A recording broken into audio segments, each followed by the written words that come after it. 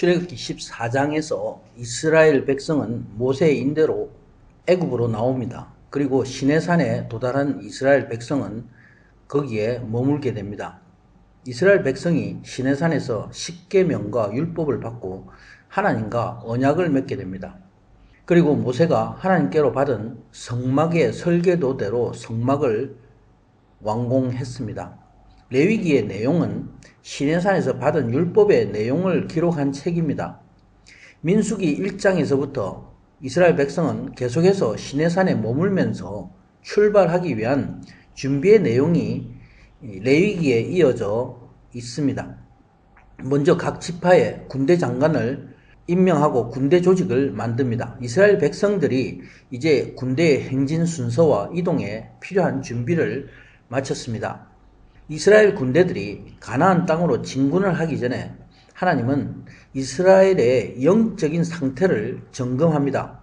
레위기에서 반포한 율법과 규례의 내용을 실질적으로 점검하고 있습니다.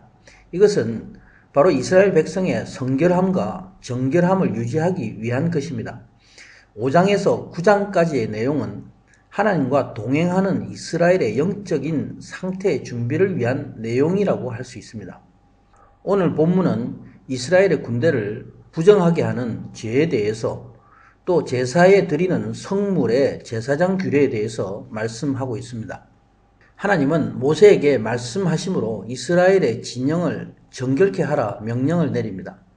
진영 안에 있는 세 종류의 부정한 자들을 진영 밖으로 내어 보내라 명합니다. 이들은 문둥병 환자가 또 유출병이 있는 자, 죽음으로 부정케 된 자들입니다. 성결된 하나님 나라의 군대에 있어서는 안 되는 부정한 것을 하나님의 진영에서 분리시키라는 명령입니다. 여기서 나오는 세 종류의 사람들은 율법에 규정한 부정한 자를 말합니다. 이들은 모두 영적인 의미를 갖고 있습니다. 먼저 문둥병 환자입니다. 신약과 구약에 걸쳐 많이 나타나는 이 문둥병은 혈류병과 함께 모두 죄와 연관이 있습니다. 문둥병자는 감각을 잃어버리는 병입니다. 그리고 살이 썩어 무너져 내리는 무서운 병입니다. 그래서 나중에는 코, 귀 이런 손가락이 떨어져 나가도 모릅니다. 팔과 다리가 나중에는 떨어져 나가게 됩니다. 그리고 나서 결국은 죽게 되는 무서운 병입니다. 건강한 사람의 몸은 감각이 살아 있습니다. 외부에서 자극이 오면 고통을 느끼게 됩니다. 그런데 문둥병으로 몸의 감각을 잃어버린다 이런 것은 죄에 대한 감각이 없어지는 것을 의미하고 있습니다. 성경에서 문둥병은 이런 영적인 병을 말씀하고 있습니다. 죄로 인해서 하나님과의 교통이 끊어진 상태를 의미하고 있습니다. 또 유출병은 레위기 15장에서 사람의 개인의 정결 규례로 자세히 규정하고 있는 혈루병입니다. 사람의 생식기 등으로 밖으로 피를 쏟아내는 병입니다. 레위기 17장은 피에 대한 규례를 상세히 말씀하고 있습니다. 바로 피는 생명을 상징합니다. 더러운 피를 쏟아내는 이 유출병은 사람의 생명에 문제가 있는 영적인 병이라고 할 수 있습니다. 유출병은 죄를 모르고 회개를 모르는 바로 영적인 병을 말씀하고 있습니다. 하나님은 이스라엘 백성이 양과 소의 짐승을 잡아서 제사를 드리게 하셨고 이들 동물의 피로 속죄함을 얻게 하셨습니다. 이것은 죄를 없이 하시는 하나님의 생명의 법을 상징하고 있습니다. 바로 우리가 믿음으로 내 안에 예수 그리스도의 보혈을 통해서 내 죄가 정결함 받는 회개에 이르도록 하기 위한 것입니다. 그러므로 동물의 피와 그 제사는 바로 예수 그리스도의 보혈을 예표하고 있습니다. 또 하나님은 죽음으로 부정케 된 자에 대해서 진영으로부터 격리케 하셨습니다. 죽은 자의 시체는 정결하지 못하기 때문에 접촉하게 되면 사람이 부정하다 율법에 정하고 있습니다. 죽음은 죄로 인한 영원한 죽음을 상징합니다. 이처럼 사람이 죄를 지어서 저주된 삶을 살지 말라 말씀하고 있는 것입니다. 이들은 모두 하나님의 진영에서 분리되었습니다. 하나님은 이스라엘 진영 가운데 거하십니다. 이스라엘 백성은 하나님 나라의 군대이기 때문에 그렇습니다. 그래서 거룩하고 정결한 하나님은 죄와 함께 하지 않으시고 부정한 것을 용납하실 수가 없으십니다. 그래서 하나님의 진영을 더럽히지 말라 명하고 계십니다. 이에 이스라엘 자손이 모세가 이르는 대로 순종하였다 말씀하고 있습니다.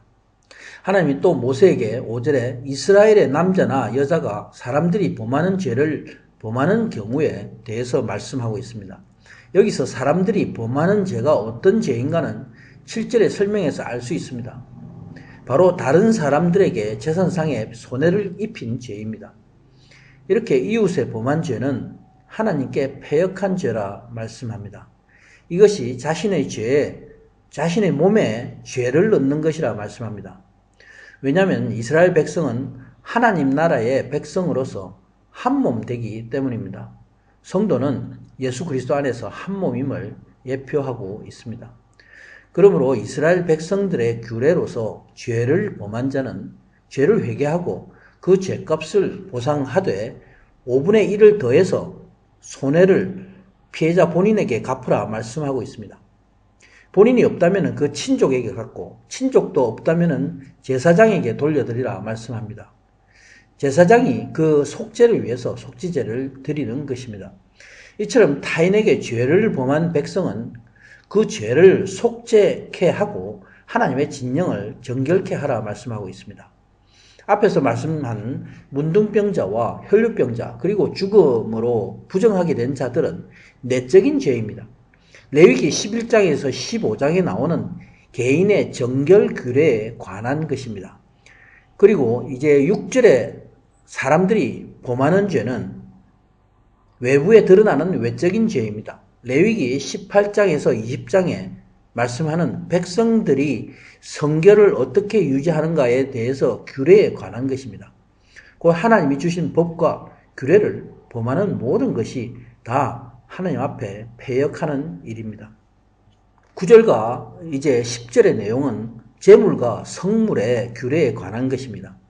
이스라엘 자손이 제사장에게 제물로 가져온 성물은 모두 제사장의 것이다 말씀하고 있습니다. 각 사람이 구별해서 제사장에게 가져온 성물에 대한 레위기 22장의 규례를 말씀하고 있습니다. 이처럼 레위기의 규례가 이스라엘 백성들이 이제 시내산을 출발하기에 앞서서 이스라엘 진영에 실행되고 있음을 보여주고 있습니다. 아멘.